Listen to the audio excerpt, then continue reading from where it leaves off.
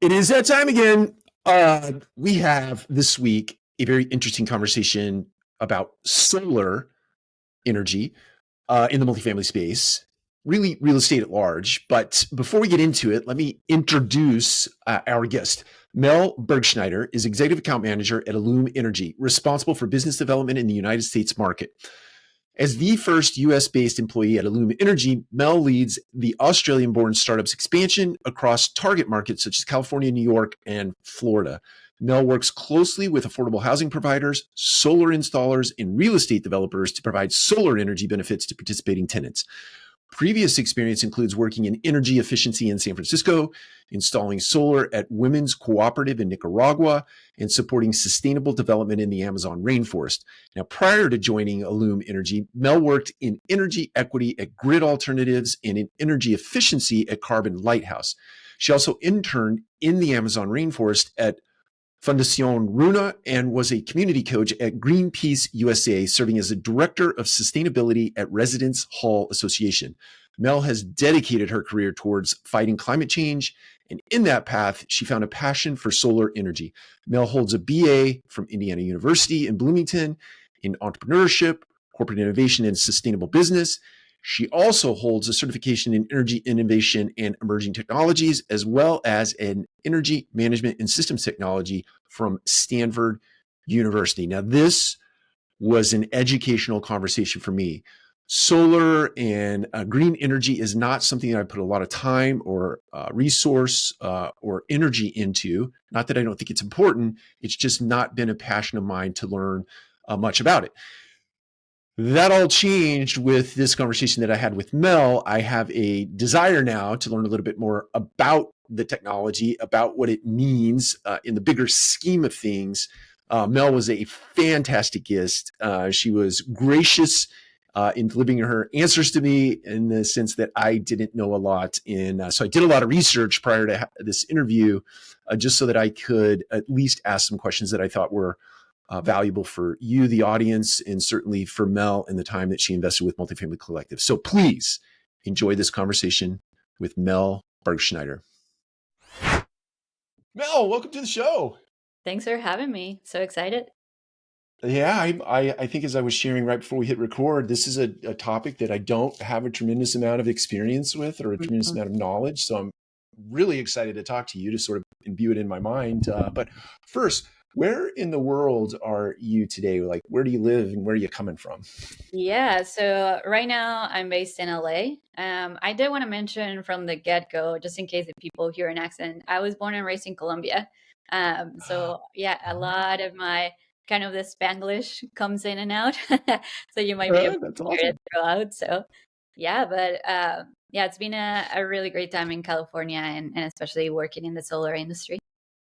Oh, I love it. I was in Irvine week before last, so I got to tell you, your weather there is makes me jealous. I know, I know. Oh, I get a it's little beautiful. spoiled sometimes because then whenever it's just slightly cold, I'm just like, oh God. But then the rest of the country, yeah, I can't complain. I won't complain. Yeah, yeah, it's always fun to see people. I love cold weather, so I go out without a jacket in down into the 40s and 50s, and but I see people who like if it gets in the 70s, it's like bring out the parka, right? I'm Mhm. really Yeah, cold. you see that a lot here. Yeah, I know. That's fun. Okay, so I I want to unpack this in a way that is thoughtful. Mhm. So maybe as a from a high level perspective, we have both viewers and listeners because we're on podcasts and we're on YouTube. So maybe from your perspective, somebody who's in the industry, Mhm. sort of set the stage for us. Give us a little bit of context for unpacking a conversation about solar. Yeah, well, I think the first thing that comes to mind about solar and why we're talking about it in a real estate environment is it is a growing industry, and it's also a massive, massive opportunity. We can take a look at it from a financing perspective. We can take a look at it from a interest in tenants perspective, from a differentiation of your asset perspective. So yeah, there's a lot of ways that we can go into. Mhm. I think that's the beauty of kind of merging industries, where you can actually create a bit of a value add or a little bit of a edge to an industry if you're bringing in like what's the hot topic now. So yeah, super excited to be talking about solar. Yeah, definitely. So, um, maybe just to give you a little insight into my lack of knowledge for this. So, 10 or Mhm. 15 years ago, I was living in St. Louis, and I'm going to use the word progressive. I don't mean it in a pejorative way, but I had a friend who's very progressive, forward thinking, looking out at the horizon all of the time. He Mhm. put solar panels on the roof of I'm going to say it was like a 5-story building, maybe like 40 apartments in downtown St. Louis in an urban environment. And his hope at the time was that I think there was like a 7-year payback period, but that building would become sort of self-sustaining in the way of creating enough Right. energy through the solar panels to actually, he wasn't selling back to the grid at the time, but he was at least Yeah. offsetting a lot of costs for himself. So that's all I know Oh, I about. mean, you're really ahead. So that being, it sounds pretty incredible, I think, and even for the time. So just to give you and the listeners a bit of background of why this is important, I'll give a background on who we are and what I do for the company. So the company is called Allume Energy, and what we do is we're an international company that has created a product called SolShare. And the product enables one single solar system to be actually shared, like a better word, or distributed to multiple meters in the same building. So if we take a look at that example and your friend that was so ahead of the time, Mhm. you can have the solar system connected in our device and actually distribute that power to all of the participating meters. So what is different is that, and maybe some of the listeners are used to this, in which you think about solar and real estate, you only think about the common area or the clubhouse, where it's like, Yeah. okay, let me put on some solar, but it's only gonna take care of some operating costs, and that's about it. But what we're actually offering is thinking about solar as a benefit to the tenants, in which you're actually, with the SolShare, you're actually connecting and delivering that power to the tenants.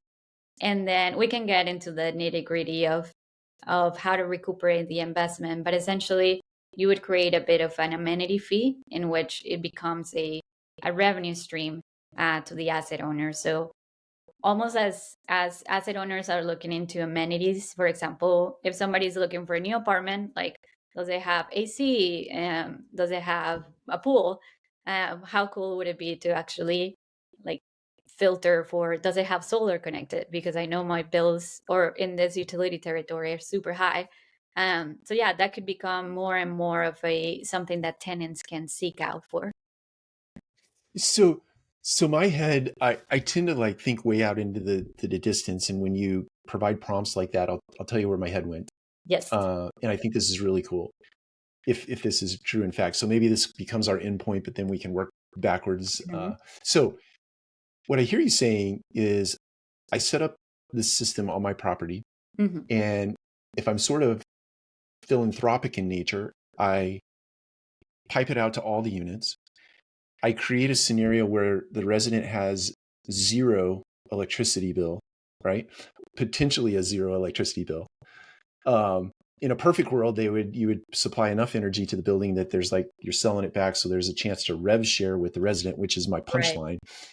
If you rev share with a resident, my imagination tells me they become a little more sticky, right? Retention Mhm. rates might go up at your community because, hey, I'm Right. saving you money, but I'm also paying. Is that kind of where this thing is headed at some point? Yeah, I mean, there's actually been studies around the tenant retention part, with a lot Yeah. of these energy efficiency and retrofits side.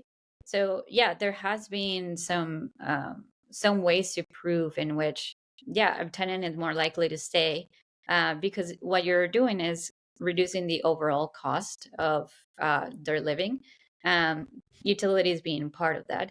So in that case, that is exactly what we want to do, in which we're reducing as much of the utility grids expend from the tenant side, but you're actually, yeah, you're producing and consuming power on site, which is, to me, is like a really cool thing in which real estate can move not only into the housing part of things, but like how much of a self-sustaining asset it could be, almost like with the example that you were giving earlier. So that just opens the possibilities. So we should just do our call to action right here. Like, what's holding you up? You should make a decision today to do this thing, right? Yeah, I think a part of it is really like the bridging of the industries, and that's where I'm like, all right, if we have more people speaking both languages, of like, okay, we'll help you decrease operating expenditures, and we'll help you increase NOI, which is something that we see a lot with energy efficiency and renewables. What is different here is really bringing in the tenant experience and the tenant well-being into the equation, which it does translate into, it can also help with brand reputation. It can also help, as we were talking about, Mhm, the retention. Um, and I do think that there's a whole world of financial benefits or rebates mhm. that once you start digging more into it, it's it's a wild time in a good way of like, all these tax credits, all these renewable energy incentives that are gonna make the financials even better. So yeah, I'm just kind of here as a bit of like in the middle, like, all right, how do we actually make sure that the real estate and the renewable industry are talking to each other so that we can share some of those lessons, and then share some of the benefits. So talk to me. I have to imagine, and there could be a number of reasons why this might be the case, but Mhm. um, I imagine there's potentially some resistance to solar from traditional thinkers, or even kind of old school thinkers. Not to discount old school thinkers, but Mhm. um, or even regulation or municipalities that are like all these players as it relates to what you do. And I'm just wondering, from your perspective, how do you how do you start to have this conversation, which I think is one of really education? How do you Right. start to have that conversation, and how do you go about like bringing people together so that they can wrap their heads around the benefit? Yeah, yeah. I think there's a lot of similarities between solar development and real estate development, in Oh, yeah. which, yeah, in which when you take a look at a potential asset, there's so much nitty gritty that goes behind the scenes. Like, not only, think about your engineering diagrams, think about the people you have Yeah. to convince, and think about the access of capital, et cetera, et cetera. So I think it's a very similar situation with solar, in which you want to make it as simple as possible, obviously, and then there's the question of the capital availability, which now is Sure. being addressed more and more. There's a lot of green financing options available. We're just having a webinar about CPACE and different ways to bundle in PACE financing into, if you're Mhm. be replacing your roof, why not bundle solar in it as well? So Oh, it's all these things where you're like, you're already doing the legwork of a lot of these development, either real estate or solar parts. Why not combine it so you don't have to go through the timeline all over yeah. again, but rather kind of have a more parallel timeline? So yeah, I think that's probably one of the biggest items. Shout out to real estate developers that know the like the not only the jurisdictions, but the financing, all these puzzle pieces that need to come together for a project to go. I think we definitely share a lot of the lessons and the success, as well as the frustrations when it comes to these projects. So yeah, it's more similar than you think of. Yeah, well, that was very well said, because I've lived on the development side. I'm not a Right. developer, but I've been in Uh-huh. the rooms with individuals who do development, and it is, to your point, it's very, very complex, and Yeah.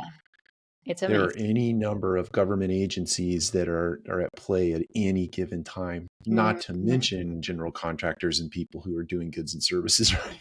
Exactly. It's so much. Yeah, yeah, yeah. Yes, exactly. So I definitely I see the similarities.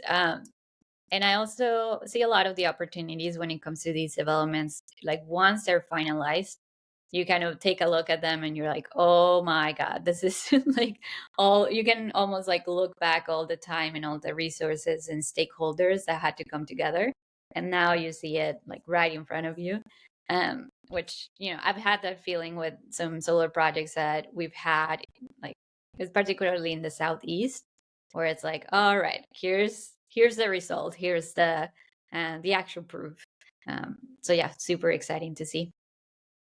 So, before we get to unpacking like a case study and like Mhm. what actually does happen in a financial perspective or even in a resident perspective, um, how so I imagine when you're sitting in a room and you're trying to convince somebody that this is a very good thing. There are like traditional resistance, right? Mhm. In some cases, not every case, because I Right. think that thought process is shifting. But what Mhm. are some of the traditional like, yeah, I hear you, but kind Yeah. of responses that you get? I'm just out of Yeah. curiosity. I think some of them are, I want to say, because they're not used to solar, and they don't see kind of the benefit of solar as much. Mhm. Where when we actually do the financial modeling, then you actually see the dollars and cents, and you actually Yeah. take a look at payback, etc. You're like, wait a minute. Okay, now I get it. I think the other part, yeah, I think the other part, it has to do a bit with the like hold periods. So, for example, this sounds Oh, great, yeah. but hey, I'm actually about to sell the property, or actually, I'm not sure if we're gonna keep the property the next year. I don't know if it's worth, almost like back to the analogy of development, which happens here, is like, I'm not sure if it's worth going through like the process if the property is not going to be in our hands. So that's one thing Yeah. that it's expected. But I also want to say a lot of these portfolio owners, they will also have properties which they know they're like, no, we're long term holders, or Yeah. we just purchased the property and we're actually putting a lot of capital to retrofit it.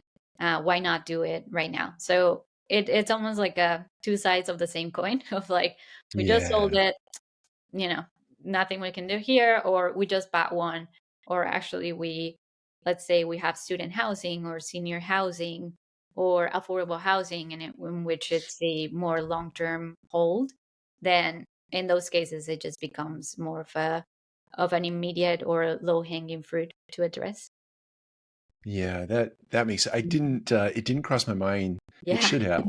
The hold periods, because most Yeah, of the organizations that I've worked with are 3 to 5 year holds, right? exactly. Uh-huh. And so and I imagine if you showed up at my door, many of those are already into their 3 to 5 year Right. holds, Hmm. right? So Yeah. Yeah. So it's that like comparing timelines and be like, is it gonna be um yeah. And I do want to say, like, depending on the territory, in some places you can see a payback of 7 years. In some other places, and actually I want to give a shout out to Illinois, in the Illinois Solar for All program, because we're seeing a lot of these rebates and additional incentives, almost like if it was a Lego project that you start just stacking, and at the end of the yeah. day, it ends up paying for the whole thing.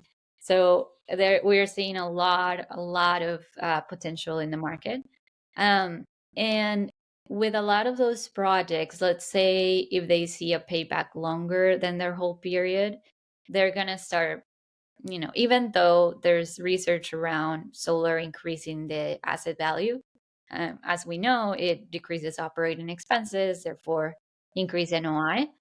But I've had hesitancy from the side of like the proof of the increase of asset value. Some have seen the research and have gone, well, something is worth what another person is willing to pay for it, which I'm like, Yeah. very true. So I see where they can come from like, you know what, at the end of the day, it's like the asset. disposition, and if there's going to be another thing that's going to put a risk on that sale, um, then they see it on that side. So I get it. In other cases, if you actually have a buyer that's excited about it, and let's say their portfolio is very ESG focused, then done deal. But it could just Yeah. be a question mark at that point. So yeah, I think it's a whole like first mover. Like as more and more people start adopting, then it becomes a lot more, as a done deal. I would imagine like the first AC units that went into apartments, or the first Yeah. whatever, people were like, well, it could be good, but I don't know if that's how that's gonna look, or so yeah, I think it's just a matter of time that it becomes a lot more mainstream. Oh, I want to go back to the remark that you made about Illinois, and so I want to Oh tell yeah. you what I heard. I want to make sure that that was what you were saying. So what I Correct. heard you saying was, in that state, sometimes you can align uh, banking institutions and financing plus state and local incentives that come Mm-hmm. together to create potentially zero cost to put the infrastructure in place. Is that how I should think about that? Yes, and with just a caveat. So a lot of Okay. these credits and rebates that are available right now for solar projects, you can actually stack. So for example, there's the 30% investment tax credit, which is, think about it, your baseline, right? You would get Okay. that 30% year one. Well, you also have a bunch of adders. So you have 10% energy communities. So that one is related to certain areas within the United States that are nearby, maybe oil refineries or oil drilling in the past. And basically wanting to invest in areas in which people were impacted by fossil fuel industry at some point. And there's also another adder that could be 10 or 20% for low moderate income. So, for example, if you have workforce housing, or if you have Section 8 affordable housing, then boom, you have an extra. So we got baseline Oh. 30%, we got 10%, which a good amount of Illinois has that, is under that map, the 10% Okay. of energy communities, plus you got 10 to 20% of low moderate income. Let's say if you have a workforce housing there. So that's just tax credits.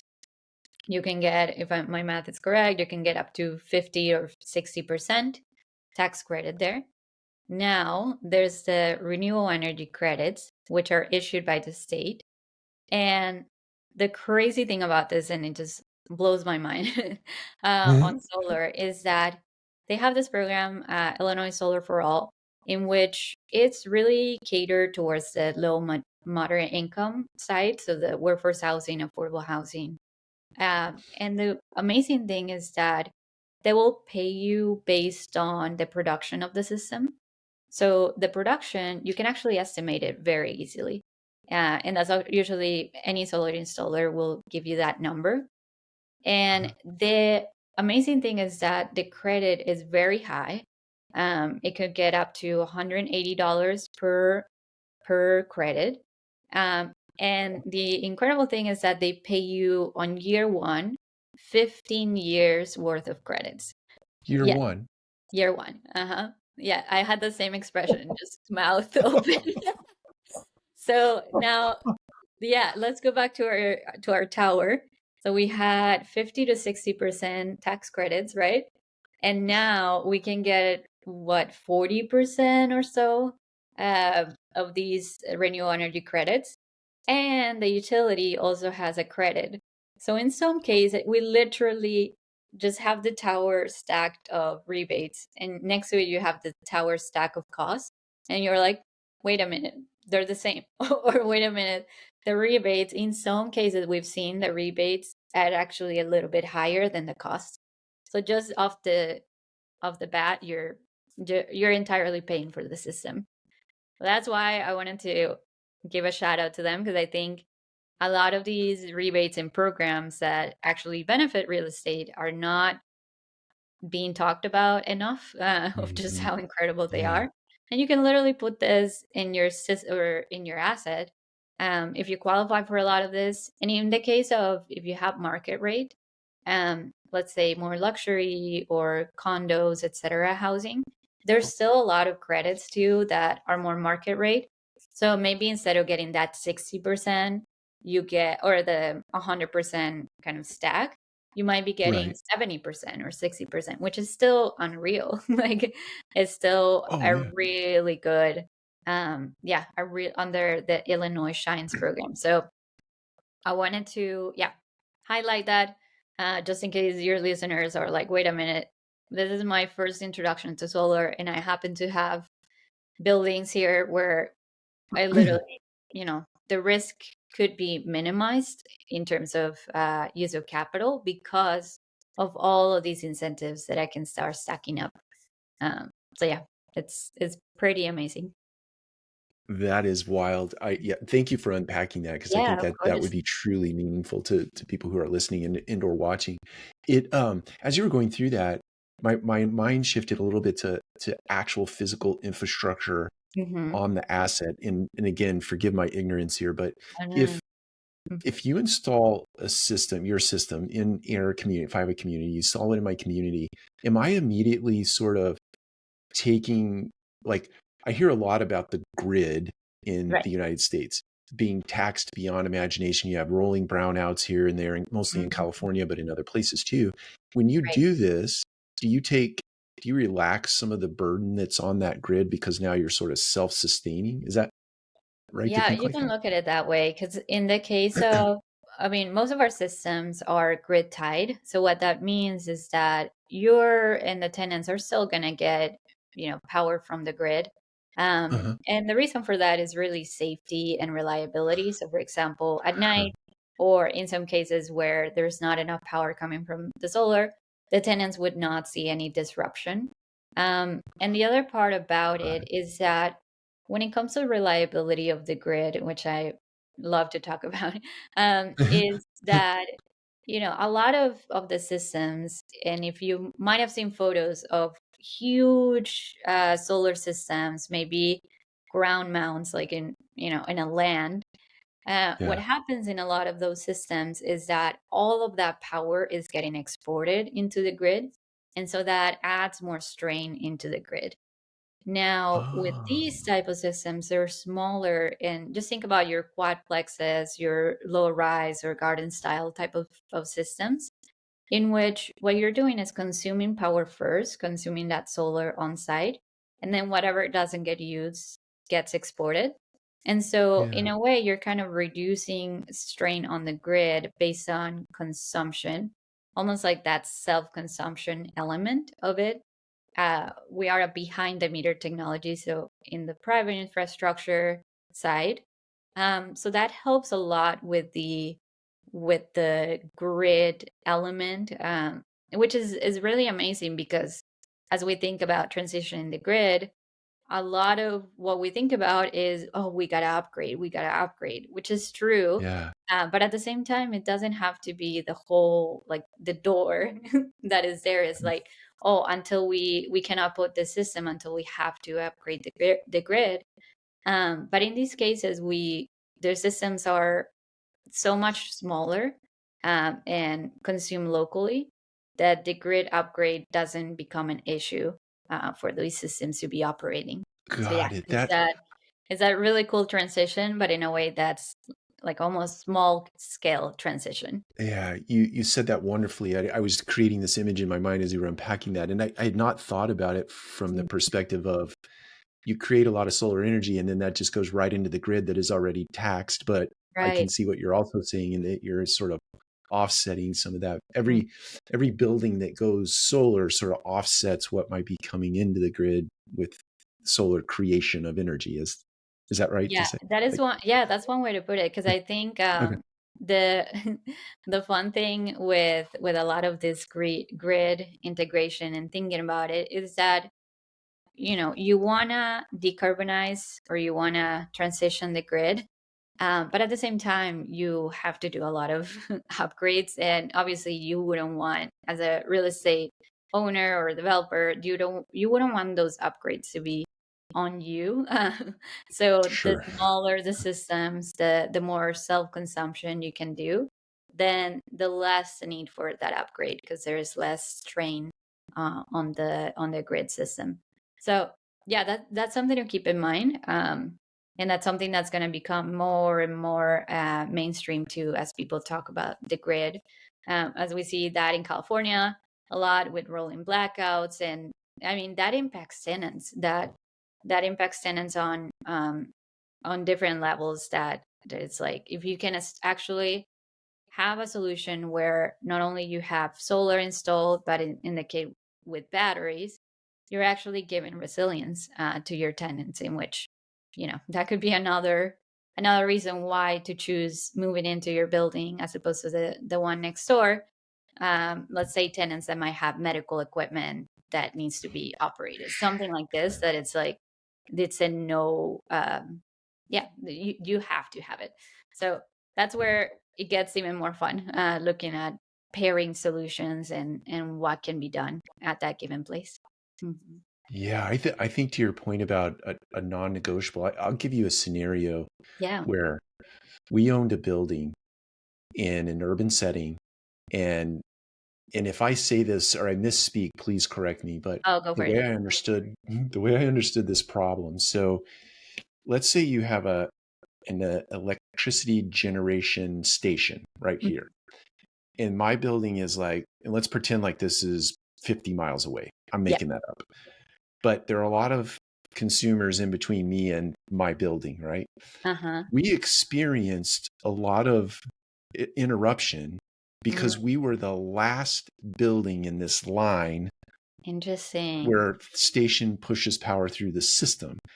And Right. it makes me think a solution like yours put in place mitigates for this For this disruption lack that of happens. power. Yeah, because I want to say one of the, and not to get super technical, let me know if I'm, jumping into the hole Nerd here. out. I love it. Yeah, let's do it. Yeah, one of the things about the grid, it has to remain in balance, right? So if more people Okay. are consuming power, then it has to supply more and more power.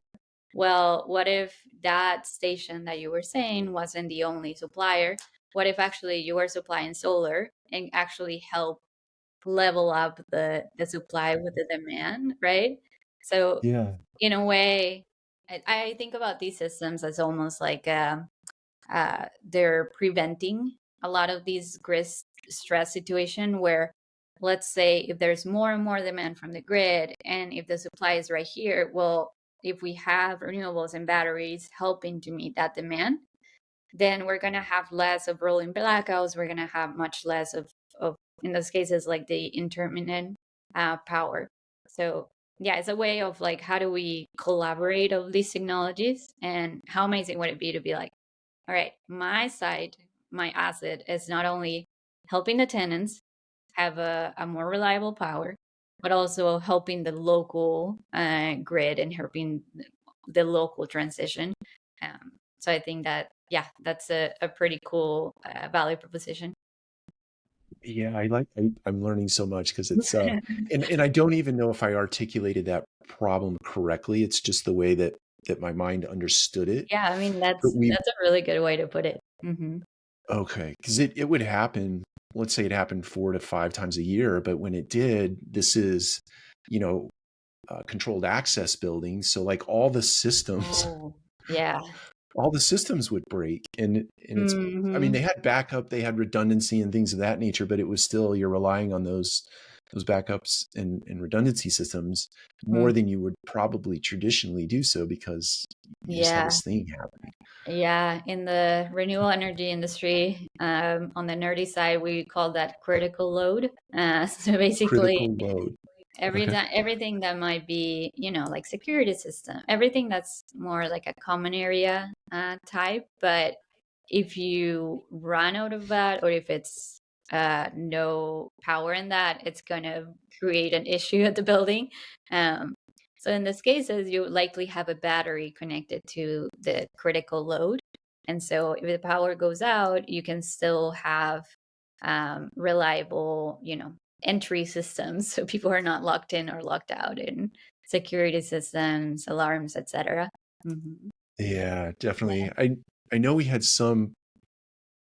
I don't know exactly what was in place, but I know there was something there as a backup, or Oh, good. even Uh-huh. scorch earth.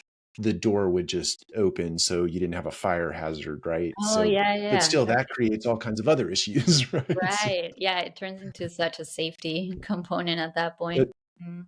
yeah, that's right. So, um, I'm I'm interested in sort of the technical aspects of this, and maybe you do a fantastic job of creating images out of words. Like, what does this look like when you put it on a property? What does the physical product look like? Yes, I already have an analogy for it. So you ready? So think about the SolShare as a garden hose, and think about each single meter is a bucket, right? And the water is Okay. power. So what the SolShare is doing is supplying water or power to one bucket at a time, right? So it's going tenant A, tenant B, tenant C, blah blah blah, going back, almost like that rotating supply of solar. And in Okay. this analogy, if the bucket overflows, what that means is exports into the grid. So they're going to get credits on their utility, and that's going to show up as a benefit, additional benefit, right? So in that case, let's continue the analogy. Instead of having to go out and buy water as much, Mhm. you're like, okay, I'm just using the one that's already on site. And let's say if somebody is out walking the dog, they're not using that much power at the moment, but the bucket is overflowing, no problem. They're going to get a credit in their utility bill. That's going to help them offset either the power that they used at night or the power that they're going to use on the next month. So it kind of helps balance out the equitable aspect of it.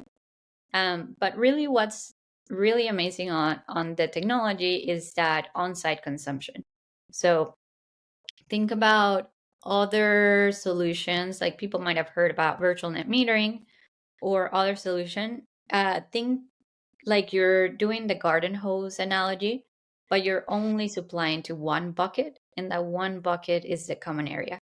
So all that spill, all that overflow gets credited back to the tenants, but the issue with that is that it is constantly up for debate on the policy side of things. So when you're investing in a solar system, you're typically investing for the lifetime of the system, which is 20 to 25 years. And Mhm. if the credits back are up for debate or might be, reduced, etc., which is a constant conversation, then you almost start going into a situation where you created a cash flow analysis and you're like, wait a minute, now I'm going to get paid 40% less or whatever. And now it's just, Yeah. I have the system on my rooftop and I'm kind of stuck with less and less of benefits. But if instead you had a system that was consuming on site, you're locking in the retail value of electricity, right? Because you're saying like one for one, like, let's say a unit of power. I just don't want to get too deep into kWh, but one unit of power, let's say, costs you 20 cents. Well, instead of gathering that from the grid, you're getting that from solar. So that's 20 cents right there. But what if tariff changes and if you export it or the overfill of the bucket, now they're giving you 10 cents back from that overfill. So you're much better off consuming as much as you can on site than it is letting everything overflow. So that's really one of the cool things about this is like the system is designed itself for consumption on site, and whatever gets exported gets credited. And so it almost helps future proof for whatever policy changes could happen when a good amount of this is being consumed on site. So yeah, let me know if you had any questions on the analogy, but I think that's usually one of the best ones, which is like is a garden hose, is buckets, is water. You actually give power to each one of the tenants and the common It, area. ma- Mhm. it makes total sense to me. It Thank makes you. total sense to me. And Yeah. no, Appreciate it. you're you're great with analogies. I so the if I take that so I take that analogy and I start to think a real physical thing. So I have panels on my roofs, Right. and the infrastructure, the conduit comes Hmm. down the side of the building or inside wherever the meters are. Is that Yes. there's something that goes to the meters? Is that I'm picturing that in my head? Is that how that Yes, works? that is correct. Well, you were like, I don't know, I know nothing about solar. You're like, yeah, you have this and the conduit, but no, you have your inverter, and then you have the SolShare. So essentially, every solar installation has an inverter, and then you simply just put in our product, and our product is the one that creates that, almost back to the garden hose example, that rotating supply. And so you Yeah, can make so that each single tenant that is connected can get access to power. The other thing I wanted to mention is that we know that tenant churn is typically, I mean, it's expected. People move in and out. And sure. so the interesting thing with our product is you can actually disconnect the solar to a unit via our portal. So if a Oh, unit is vacant, tenant C is moving out, you can disconnect and actually have that power be sent to the remaining ones, to the existing ones. I love your reactions. This is how everybody should react. Yeah, I love it. And the other thing too is that you can change the allocation of the SolShare. So, for example, you have 3 bedrooms versus studios. So you can give more power to the 3 bedroom, a little less to the studios, just to make it more equitable. And then you can also, in cases with your common area, you can decide, I want to give more to the common area. We have EV charging, or actually, I have all of these expenses, or I have a laundry room that I want to take care of the operating expense of the utility bills. So give a bit more to the utility area. And then whatever is left over, let's give to the tenants.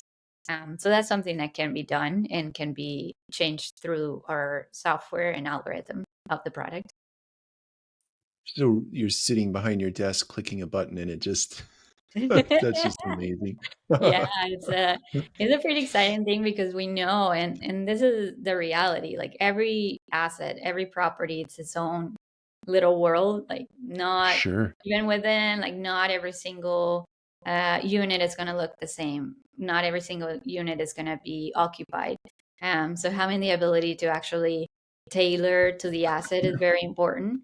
Um, and things can change. Like you can install EV charging, you can change the laundry system, and now add it more, and now you have more expenses there. So as an asset owner, you can actually pair that production with what type of consumption you're having on site. Is it right to think that you like I'm trying to think through logically Hmm. if I'm governing this in some way, I have to imagine you have some sort of calculator. Like, okay, Hmm. so I add EV or I add laundry or I add something that consumes power. I Hmm. can't just arbitrarily make up the adjustment. Do you have something that helps me calculate that? Well, I want to say we're happy to kind of work alongside the solar installer, and we, as well as the asset owner, will see the consumption trends. Oh, okay. So in some cases, you could be like, all right, I want the production to match consumption a bit more. Let me just kind of adjust and see how much it pairs. Um, yeah, I think that's one of the beauties of the system, that you get that visibility into, which opens another thing. A lot of real estate is actually very interested in certifications, like with Yeah. ESG, with GRAS, with Energy Star. And one big question that comes to mind is that sometimes they do have access to the common area meters in utility bills, so they know how much they're consuming, but they have no idea of the rest of the building because each tenant is individually billed. And so what this offers, it gives you visibility into the offset of the whole asset. So you can actually see how much it's being consumed and how much solar is being delivered. So you can say, oh, okay, this is how much I'm being offsetting.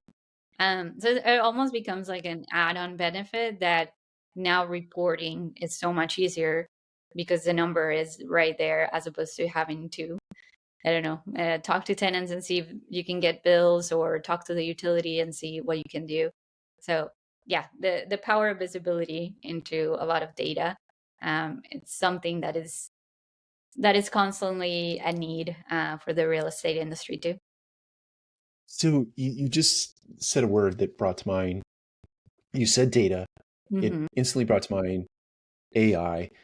Um, and so I'm interested how I have to imagine AI is baked into your system, or you use AI in some way, shape, or form, or you're thinking about using AI. Can you kind of unpack that for us? How are you thinking about it? Yeah, so I think a big part of it is a little bit different. And I mentioned the company is international. So in the case of Australia, for Mhm. example, our product is a bit different in a way that they actually follow consumption a bit more.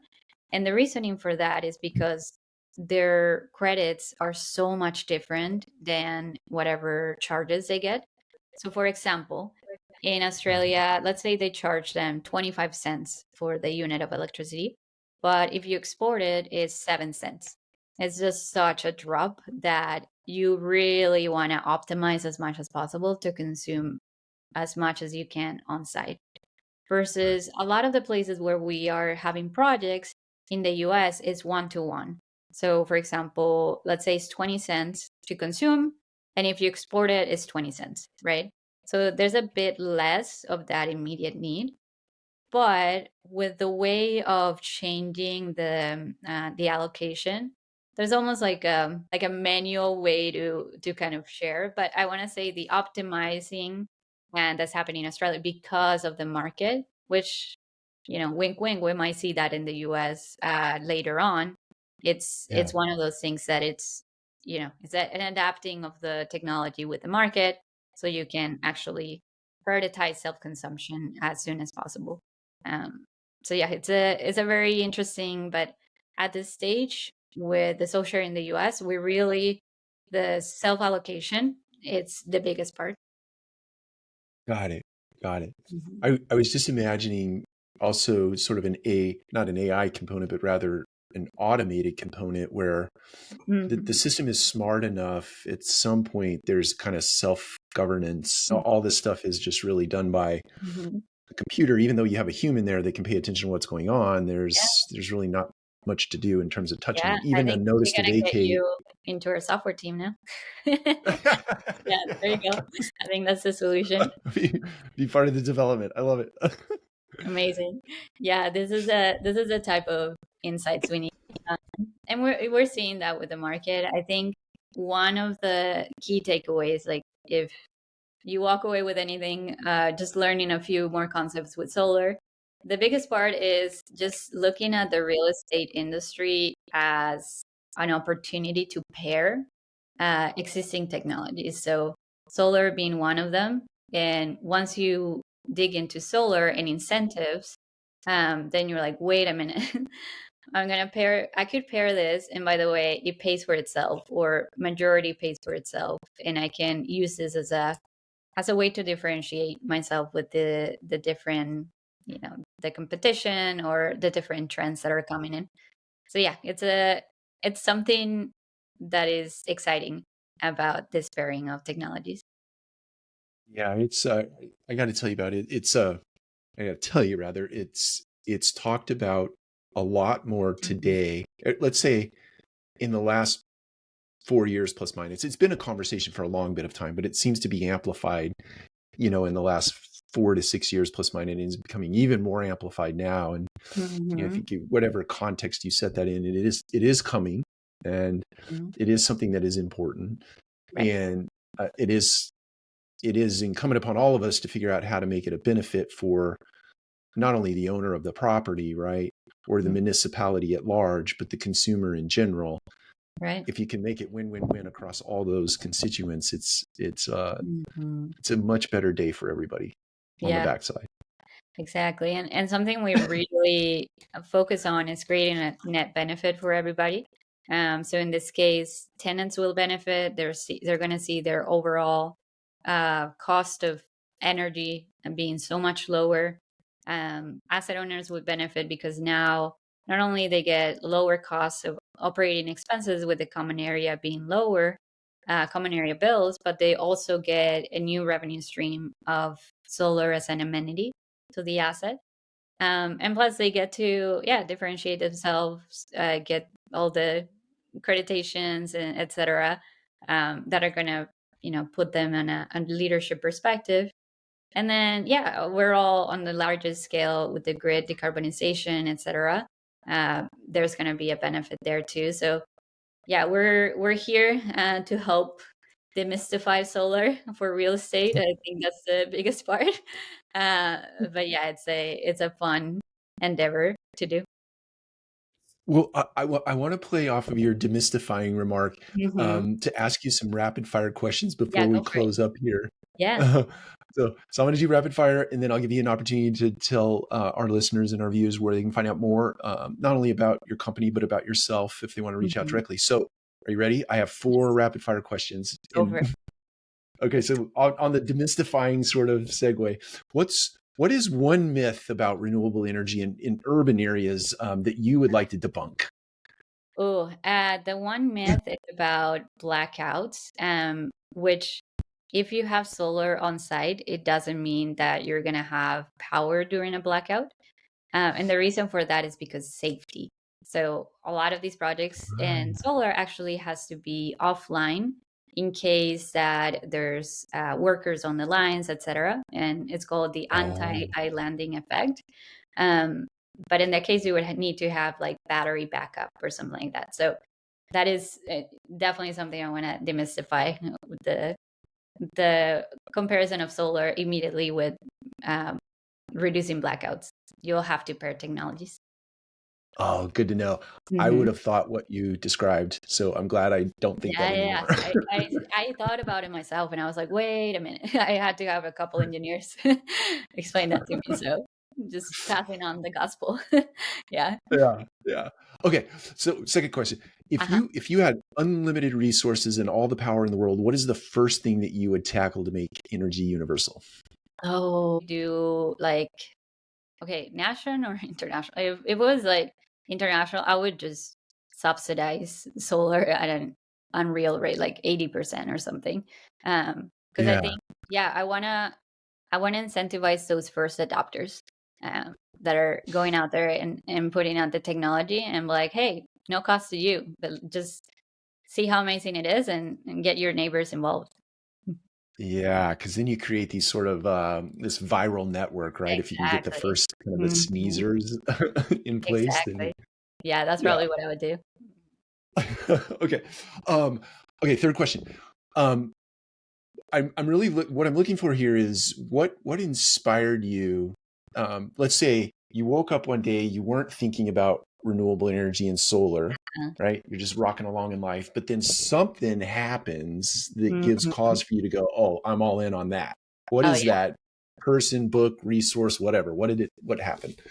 Yeah, so real quick. So when I grew up in Colombia, I just saw a lot of deforestation in my community. So I was very passionate about anything I could do to actually defend the environment.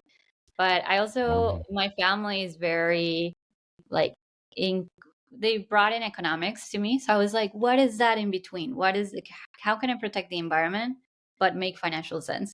And solar almost became like a, moment of like, wait a uh, minute, you could have energy production, make money, but also protect the environment. So that was actually the hold of passions of like, all right, let's go into this more and more.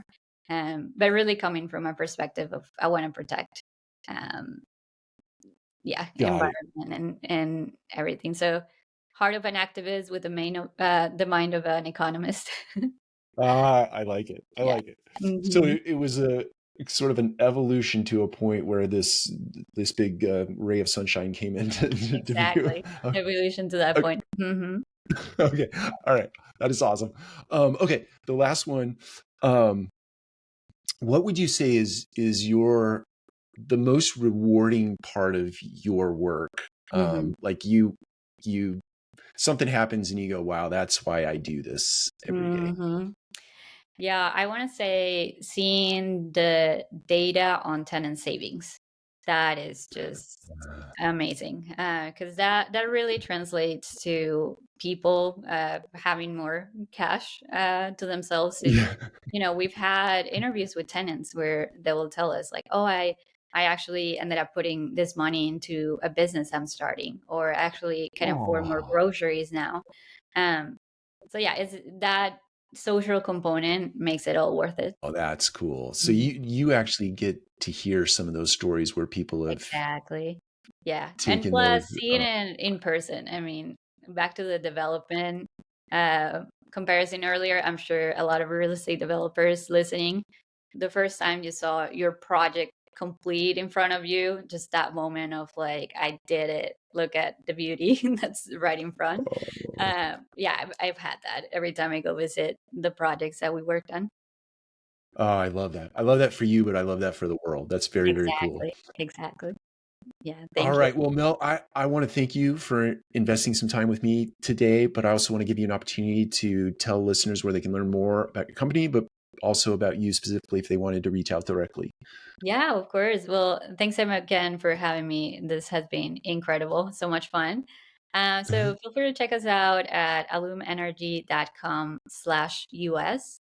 And also, I mean, I'm very open. If you wanted to just send me an email at mel@allumeenergy.com, happy to chat more. I mean, this is one of those things that we've got to keep the conversation going and help merge those two industries as much. So feel free to reach out if you'd like. And very excited to see where the industry is going to go. Awesome. Well, Mel, again, thank you very much for your time today. Yeah, thank you so much. This was amazing. All right. Take care. Bye bye.